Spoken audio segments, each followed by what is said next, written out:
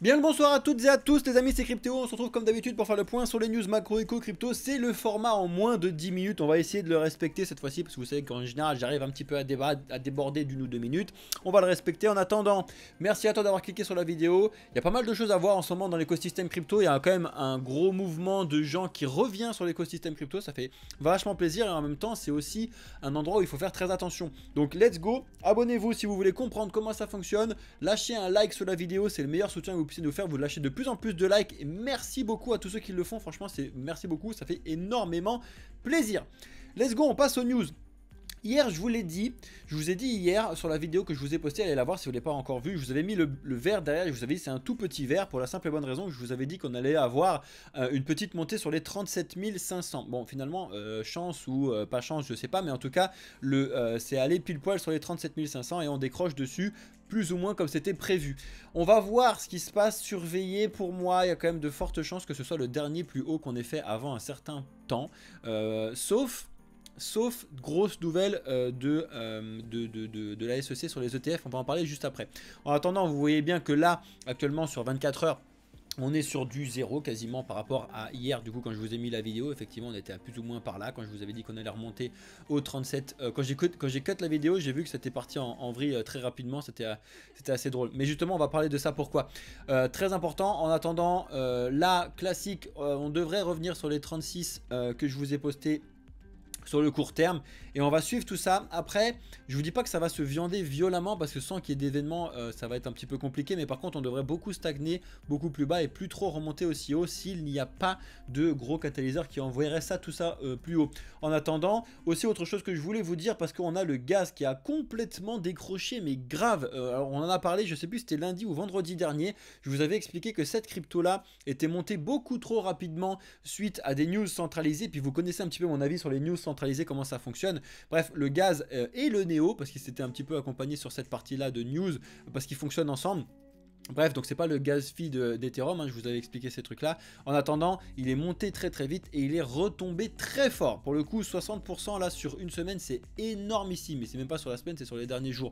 Donc ça, c'est des choses à surveiller. En attendant, il y a toujours des très très gros qui pètent, notamment le FTT toujours, le Rune toujours, le TIA qui s'arrête pas et le Caspa qui continue encore assez fort. En ce qui concerne les news centralisées, on va passer très vite. Aujourd'hui, il n'y avait rien. Ce qu'on va attendre, c'est demain les permis de construire. Vous savez que ça, Jérôme Powell le surveille, tout le monde le surveille. C'est très important parce que c'est des points à surveiller en termes de catalyseurs macroéconomiques. Si on voit que les permis de construire sont en hausse, ça veut dire que les gens dépensent, achètent et du coup c'est très bon pour l'économie. Et si on voit que c'est en baisse, en général c'est mauvais signe, ça veut dire que les gens n'ont pas assez d'argent pour faire de l'investissement sur les permis de construire, etc. Après, il ne faut pas oublier quelque chose, c'est que c'est des demandes de permis de construire avec des prix, donc il y a toujours un décalage aussi mensuel. Tu vois, là on a le mois d'octobre alors qu'on est au mois de novembre, donc en fait le mois d'octobre ça s'était quand même à peu près bien passé, donc il devrait quand même aussi avoir des bons résultats. Il faut faire attention à ce genre de choses. C'est plutôt le mois de novembre qui actuellement est un peu catastrophique qui devrait avoir des mauvais résultats. Sur le mois d'octobre, on avait quand même des bonnes choses. Donc, je m'attends quand même à des bons chiffres demain. Et si jamais ils sont vraiment mauvais, ça montrerait aussi pourquoi le mois d'octobre était un petit peu surcoté. En ce qui concerne les news, bien évidemment, ça y est, BlackRock, c'est ce qui a fait pusher un petit peu tout le truc hier soir. C'est même si c'est tombé aujourd'hui, ce matin pour nous, mais très tôt là. Mais en gros, c'est plus ou moins ça en fait qui a fait push le Bitcoin et entre autres. Avec donc BlackRock qui a enfin fait son dépôt d'ETF spot Ethereum auprès de la SEC. Bon, c'était attendu en même temps, mais c'est juste un dépôt. Encore une fois, faites attention, c'est juste un dépôt. Après, il faut encore le valider. Après encore, il faut le mettre en place. Il y a encore beaucoup de travail derrière. C'est pour ça qu'il faut vraiment faire attention et que je vous dis que là, c'est beaucoup de news centralisées, que j'aime bien vous dire que c'est du fake land en ce moment parce qu'il y a quand même pas mal de choses qui font un peu peur sur certains points. Donc voilà, vous avez encore cette autre news qui vous la résume parce que je vous en ai mis plusieurs au cas où vous avez loupé un peu le sujet et voir comment c'est abordé sur certains points. Je trouve ça assez important.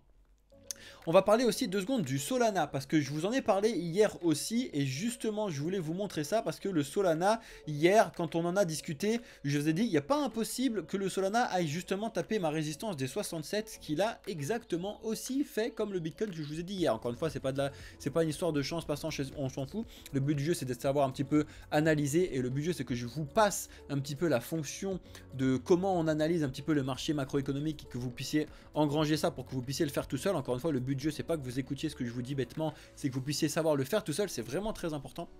En tout cas, c'est ce que j'aurais aimé qu'on puisse me faire à l'époque où je savais pas le faire. Bref, donc je vous avais dit que le Solana allait potentiellement pouvoir aller remonter jusqu'au 67. On avait même dit que potentiellement il pouvait aller taper sur les 80 et de 78 plutôt que je vous avais mis là-haut. Affaire à suivre en fonction des news qu'on va avoir encore. Mais pour l'instant, vous l'avez vu, on a Cathie Wood qui avait fait une discussion et qui avait expliqué son approbation entre guillemets du Solana, qui l'a fait pumper de 20% très rapidement. Sur Solana, on a une autre news très importante, mais on a le Solana Game Aurori qui se lance à fond avec Epic Game Store Launch. Donc bref, encore une fois, c'est des choses très importantes. Le gaming, encore une fois, je fais que de vous le dire, il faut vraiment le surveiller, regarder comment ça fonctionne. Et l'écosystème Solana, plus il y a de choses qui se construisent dessus, c'est pour ça que Solana surperforme actuellement, parce qu'il y a certains projets qui se sont construits dessus qui fonctionnent bien. Donc c'est pour ça que ça fonctionne, comme Ethereum l'avait fait à un certain autre moment. Et ça, c'est un autre point un peu plus dur pour le côté de Solana, parce qu'on a Certic qui fait donc des certifications de projets en général, qui vient d'exploser entre guillemets cette news en expliquant qu'il y avait des potentielles vulnérabilités sur le Solana Phone. Alors on a un petit peu tous oublié ce truc là, parce qu'effectivement de sortir un téléphone c'est un peu audacieux au milieu de Samsung, Apple entre autres hein. Donc bref, et il a montré des vulnérabilités en termes de wallet, c'est assez flippant je trouve. Je sais pas comment va réagir Solana sur cette partie là. En tout cas on va suivre tout ça ensemble comme d'habitude. On a blockchain.com qui lève 110 millions de dollars, mais par contre voit sa valorisation s'effondrer. Donc voilà, c'est la 4e plus grosse levée de fonds de 2023 pour l'écosystème crypto, c'est énorme. Mais par contre ils ont quand même pas des très bonnes choses actuellement, comme par hasard, parce que bien évidemment qu'on a eu un très gros bear market ces 2 dernières années, donc forcément ils ne passent pas à travers des mailles comme tout le monde, ils ont pris et c'est normal. Ensuite, en ce qui concerne la SEC pour la décision des ETF, c'est ce qui est tombé aussi hier. Il y a eu du coup encore une fois le décalage de la SEC qui a dit, parce qu'ils avaient des deadlines hier, et il y en a vendredi ou samedi, je sais plus de mémoire, il faut regarder les dates, très important. Et pour l'instant, ils font que de décaler. Ce qui est un petit peu normal, parce qu'en fait, c'est un peu les plus petits ETF. Ceux-là, ce serait étonnant, entre guillemets, qu'ils disent oui aux plus petits et pas à BlackRock au-dessus. Donc pour l'instant, on voit, ça c'est décalé. Et je pense que les derniers vont se décaler. Et après, les décisions, ce sera janvier 2024. Janvier 2024, il y a pas mal de choses à surveiller.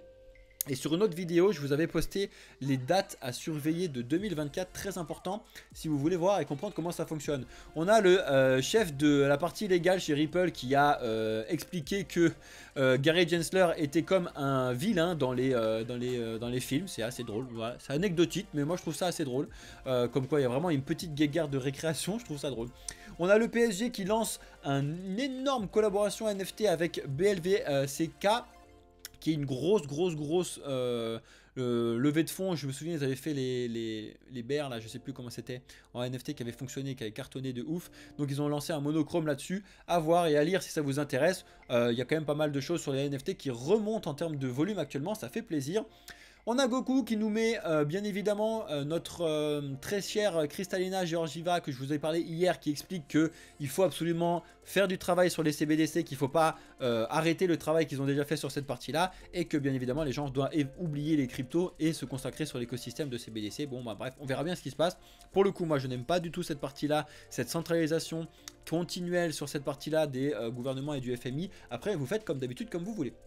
On a Uniswap Labs qui explique, ça y est, qu'ils sont disponibles sur Android, et il vous explique avec tout un thread sur X comment ça fonctionne et qu'est-ce que ça vous fait sur cette partie-là. Si ça vous intéresse, regardez. Personnellement, je suis pas du tout friand de mettre des choses sur mon téléphone, sachant la vulnérabilité des téléphones. Je vous ai déjà parlé de tout ça quand on est un petit peu sur l'aspect sécurité. En général, tout ce qui est sur son téléphone, on essaie de l'oublier, surtout quand c'est une gestion d'argent un peu long terme, etc. Je préfère utiliser sur mon ordinateur. Après, vous faites comme vous voulez. En attendant, ils ont ce service-là qui peut vous être proposé.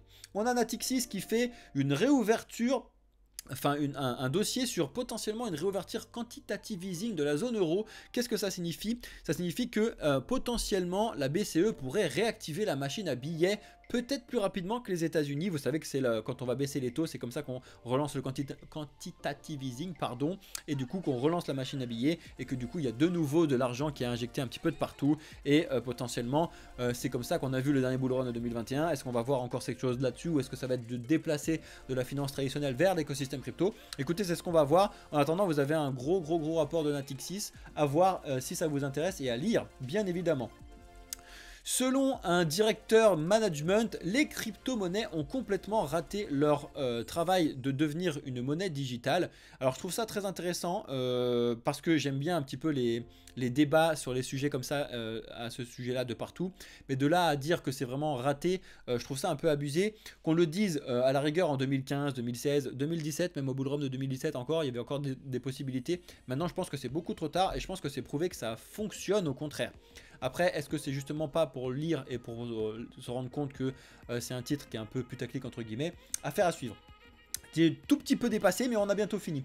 En ce qui concerne Cosmos et avec, je ne sais pas si vous avez suivi ça, il y a eu une proposition bien évidemment de la communauté de Cosmos pour pouvoir faire un halving, une proposition de halving sur le Atom qui fait beaucoup débat actuellement.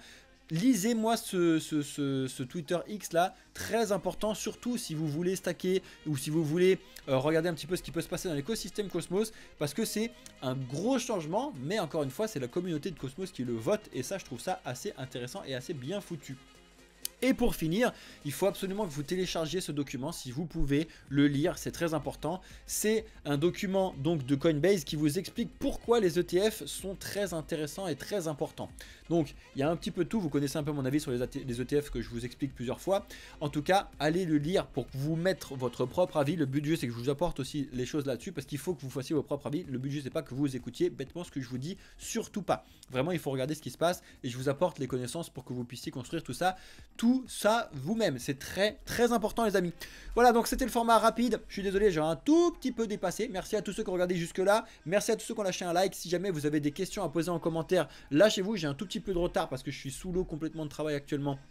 Mais c'est pour vous annoncer des énormes choses sur le projet Blockchain Capital. On ne peut pas encore vous en dire beaucoup, mais d'ici la fin de l'année, vous allez avoir quelque chose qui est assez gros sur le projet Blockchain Capital. Donc restez bien connectés, abonnez-vous si ce n'est pas déjà fait. Je vous dis à très bientôt, que ce soit dans les commentaires et de partout. Revenez sur Discord. Merci à toutes et à tous. Ciao les amis!